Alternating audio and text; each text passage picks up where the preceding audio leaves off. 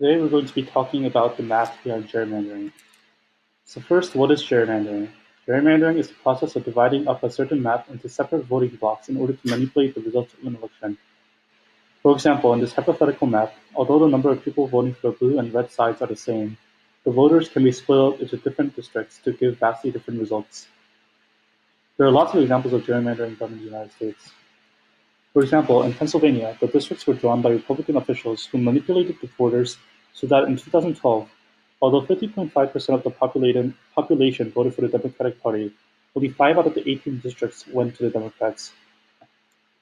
This map in particular came under fire in a court case in 2018, which mandated that the map had to be changed to one designed by the Pennsylvania Supreme Court with assistance from Dr. Persley of Stanford.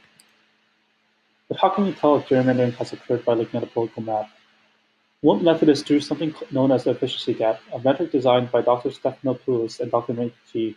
The concept of wasted votes for both parties across all districts, defined as any votes cast for the losing party and any votes above the 50% threshold cast for the winning party. The efficiency gap is the difference of the wasted votes in each party divided by the total number of voters. In this case, since Part A has 23 wasted votes and B has 222, the efficiency gap is 222 minus 23 over 500, or 39.8%. The professor suggested that an efficiency gap of over about 8% was indicative of some gerrymandering. This metric is often combined with others, such as looking at the compactness of districts to show that no intentional manipulation has occurred, making sure that the population is evenly distributed, or that counties which are generally drawn on geographic or historical borders should not be broken up.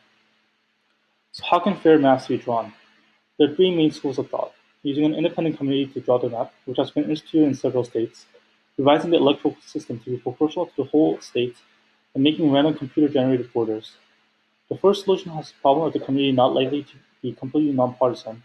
The second solution would decrease local representation, so a computer-generated border seems like the best solution. To the right, on the top is a district map of North Carolina in 2017, while on the bottom is a computer-generated one to optimize the compactness or the reasonableness of the shape of the districts. How are these maps made? The process in general is known as an evolutionary algorithm. In the beginning, a population of district maps can be created by altering the current map slightly enough time so that the map will be made essentially random. At each step, each map is assigned a fitness value, an objective evaluation based on the metrics shown earlier. The maps with the highest fitness are selected to go on to the next stage. These maps are then recombined with each other to make hybrid maps. These hybrid maps are randomly changed slightly to make a more diverse population for the next stage. After many iterations of this process, a map with a high fitness value